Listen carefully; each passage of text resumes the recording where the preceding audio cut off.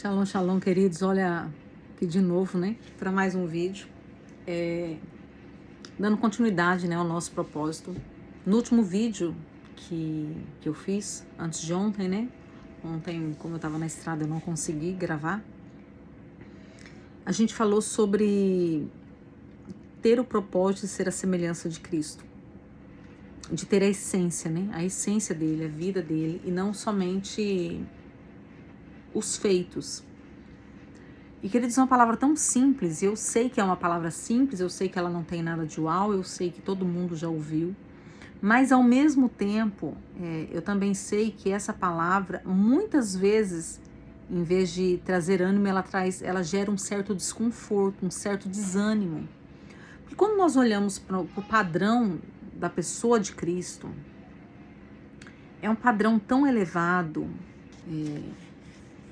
que parece ser inatingível, né? E eu falo por mim, muitas vezes no decorrer da minha caminhada, quando eu escutava uma palavra semelhante a essa, o meu primeiro pensamento eu preciso ver o que Jesus fazia para eu fazer também.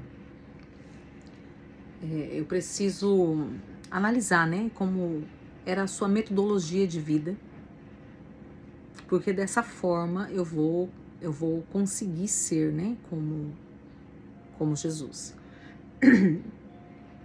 E eu sempre procurava fatores externos, ainda que fosse através de leitura, de comportamento, de pensamento, de oração, de jejum, mas questões externas para tentar mudar dentro de mim. E eu me lembro de um dia isso há muitos anos atrás, porque o que acontecia, irmãos, eu fazia coisas e eu era uma boa cristã. Não é questão de ser bom ou mau cristão, eu era uma boa cristã. Mas existiam sentimentos dentro de mim que eram terríveis.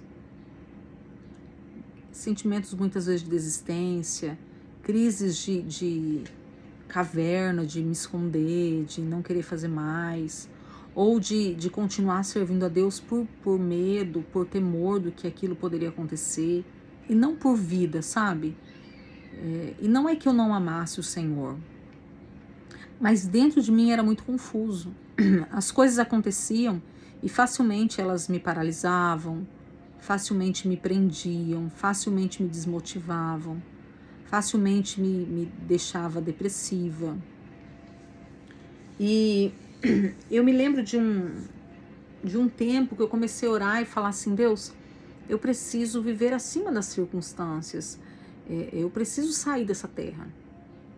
E eu sabia que só tendo uma mudança radical dentro de mim, isso poderia acontecer. Porque eu volto a dizer, eu era cristã, tendo Jesus como meu salvador, batizada, líder, anos de cristã, e existiam sentimentos dentro de mim que eu sei que não eram sentimentos reais, e que esses sentimentos me levavam a ter uma vida religiosa e não uma vida com vida, sabe? Eu acredito que quem vive assim está entendendo o que eu estou falando. E a gente está falando aqui de propósito de vida. O servir a Cristo nunca foi um fardo, irmãos. E a gente precisa entender isso. Quando Jesus disse o meu fardo é leve, é porque o fardo de Jesus é leve. Não é uma historinha para boi dormir, ele tentando convencer a gente a fazer algo, uma pegadinha, né? Ah, te enganei. Não, realmente é leve. E o que a gente vê hoje são pessoas morrendo por causa do ministério, frustradas, cansadas, arrastando na força do braço. E eu fui assim. Por quê? Porque eu uso o meio da religião e não o meio da vida, da essência. E eu não estou dizendo com isso que são más pessoas, ou que são maus cristãos, ou que não têm testemunho. Eu não estou falando disso, eu estou falando de uma essência de vida. E quando eu comecei a orar, né, Senhor, eu preciso viver acima da circunstância. Eu me lembro que isso tem muito tempo, era no tempo ainda que eu era líder de célula. O Senhor me deu uma dinâmica na época, quando eu comecei a orar acerca disso. E dentro dessa dinâmica, uma dinâmica bem simples e talvez você até conheça, né? Porque o Senhor trouxe para mim, não quer dizer que eu criei a dinâmica nem nada disso, foi algo que o Senhor trouxe uma ligação para mim, que era o quê? Um copo de água suja, bem suja mesmo, bem lamacenta, e essa água debaixo da torneira com água limpa. Então a água limpa vai caindo e a água suja vai saindo. E de repente aquele copo de água que era um copo de água suja, ele passa a ser uma água cristalina, ele fica uma água limpa.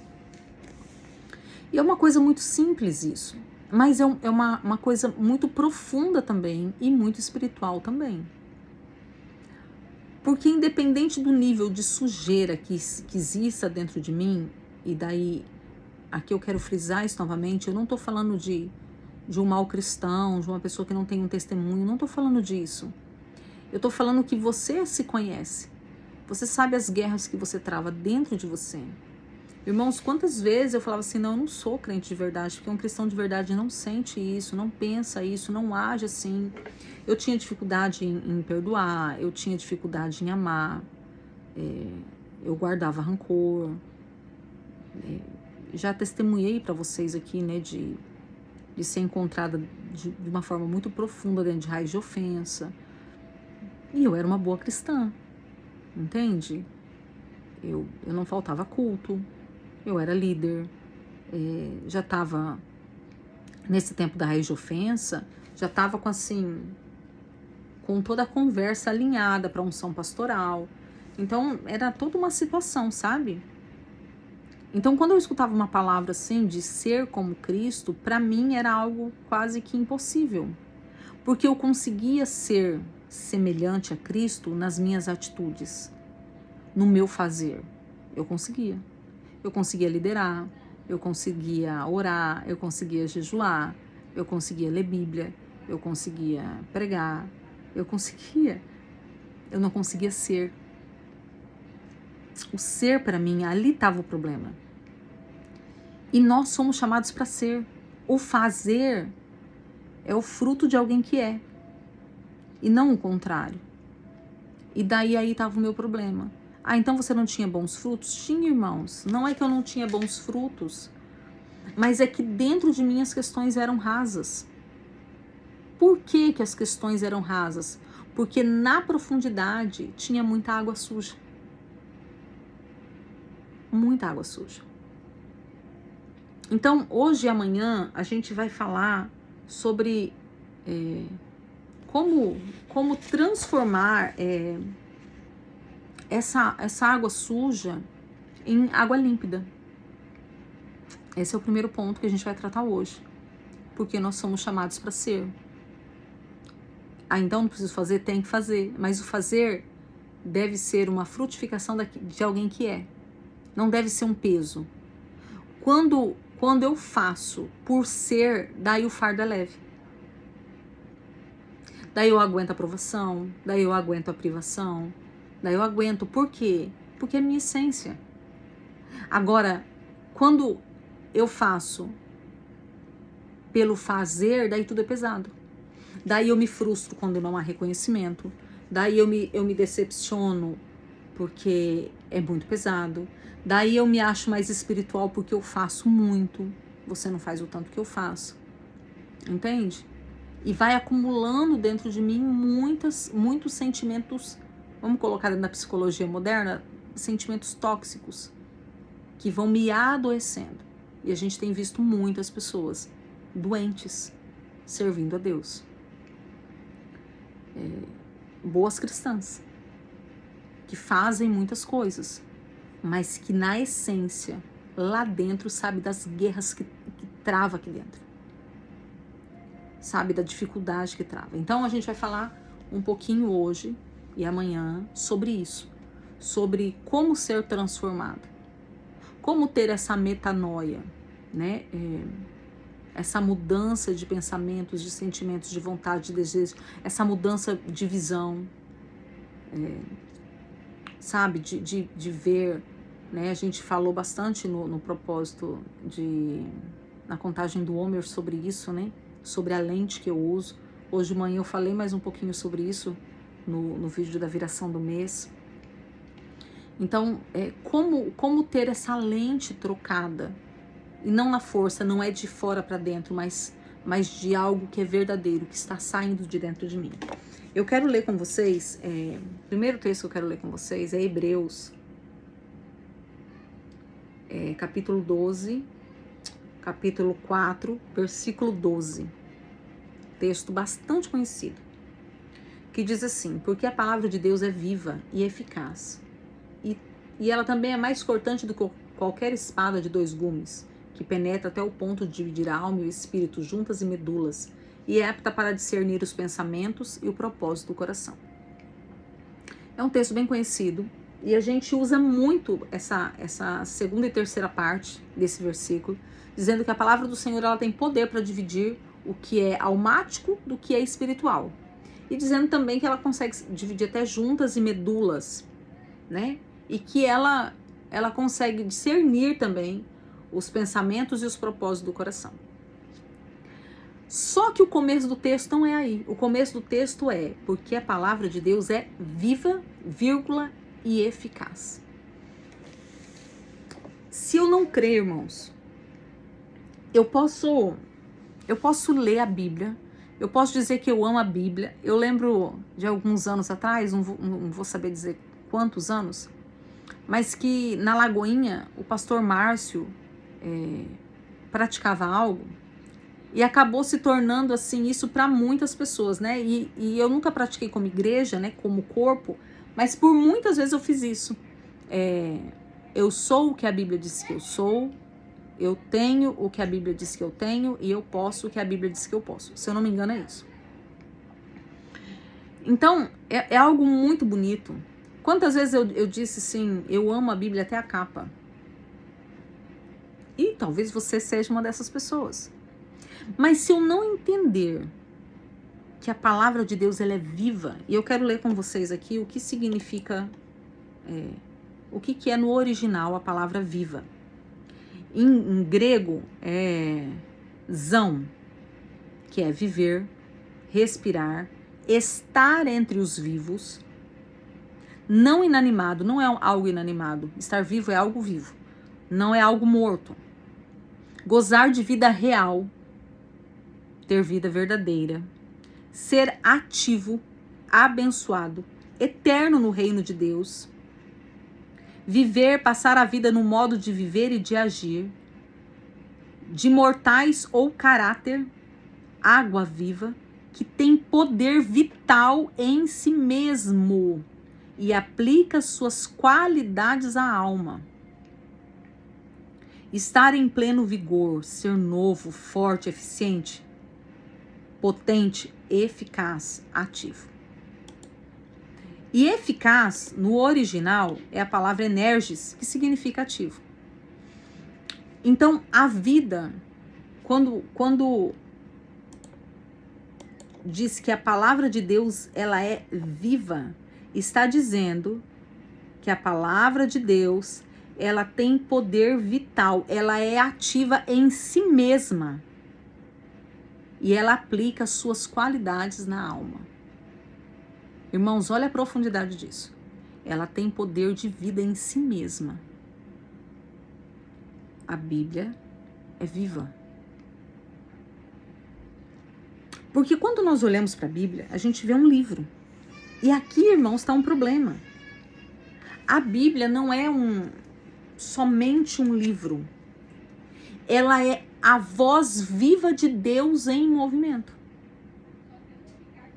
Só que se eu pego essa palavra para ler, para ter conhecimento, ou para ter um método, eu estou limitando o poder de vida dela na minha vida. Você já viram alguns videozinhos sobre a água? Que a água é viva? E hoje, lendo isso, eu falei, Deus, que tremendo quando o Senhor me deu esse exemplo, né? A água é viva. E dependendo do som que é liberado na água, é o formato que ela vai ter.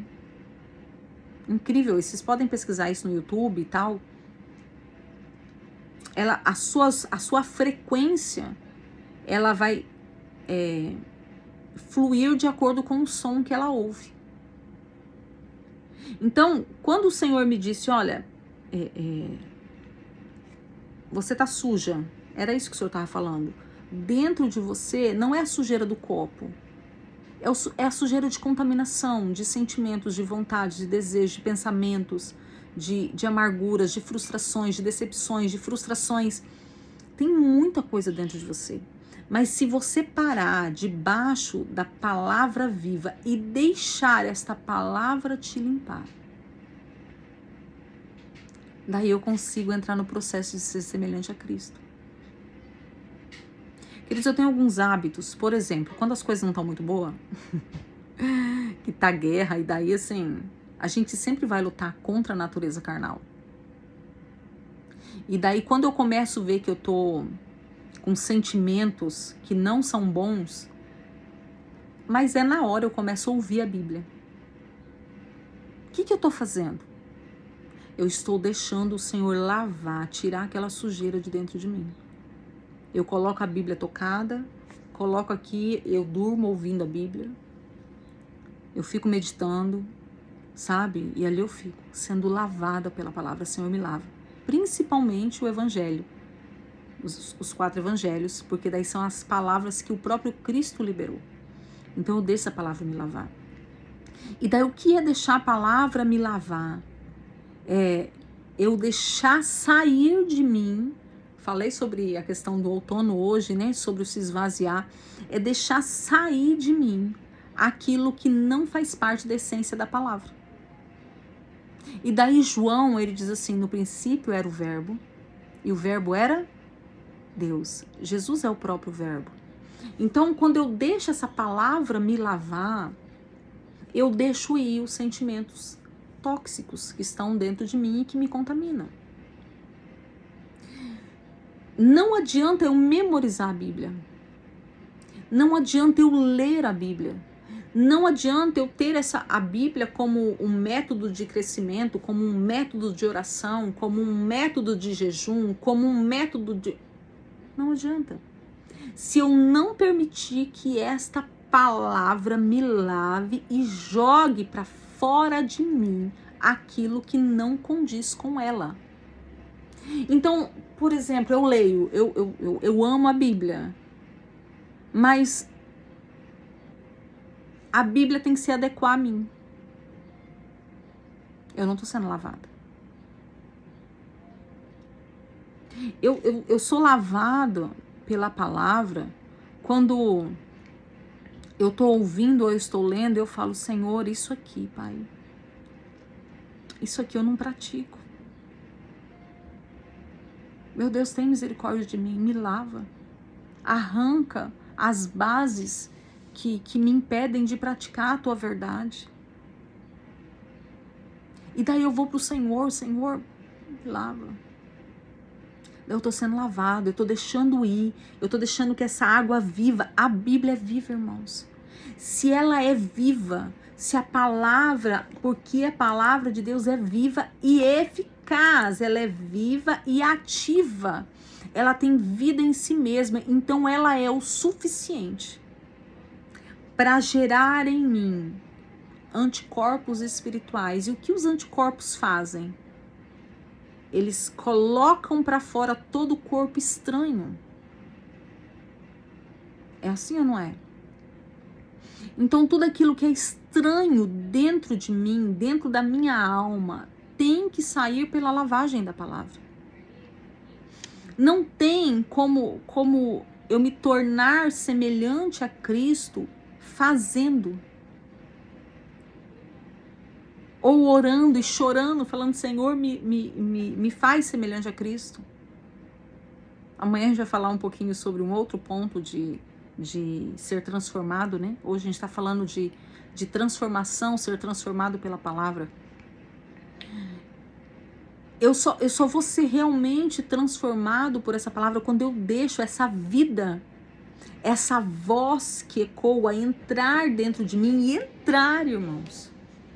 Entrar naqueles cantinhos escondidos e lavar e arrancar de mim. Daí sim, eu estou permitindo que a vida do Cordeiro entre em mim e me transforme. Então hoje, o nosso pedido de perdão hoje é: Deus, me perdoa quando eu usei a tua palavra e eu não permiti que o Senhor a usasse para me transformar. Eu usei a tua palavra para conhecer, eu usei por causa da religião que disse que eu tenho que ler, eu usei para encontrar métodos e somente isso. Mas eu não reconheci que esta palavra é uma vida ativa que tem poder para me transformar e não somente para transformar as obras da carne, mas para me transformar a imagem e semelhança daquele que me formou, daquele que me enviou, daquele que me comissionou dentro de um propósito. Me perdoa. Eu quero realmente ser lavado pela tua palavra, ser lavado pela tua palavra, ser lavado pela tua palavra.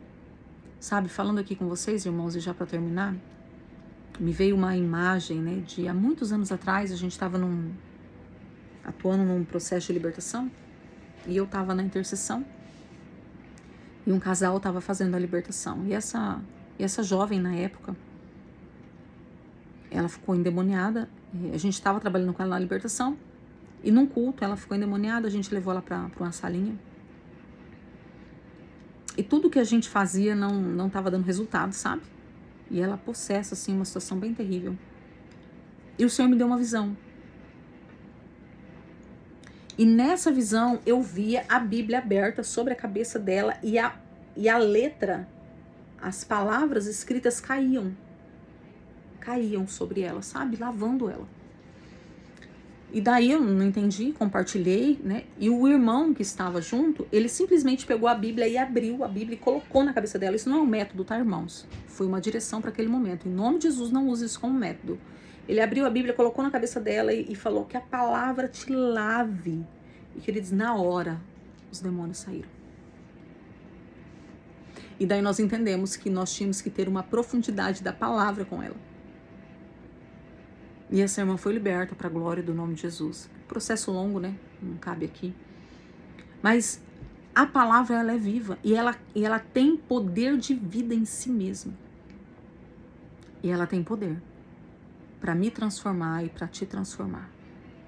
Então hoje, entre nisso, né, com o poder de quebrar estruturas, de falar: Senhor, eu quero ser transformado pela tua palavra, porque eu creio que a tua palavra, ela é viva.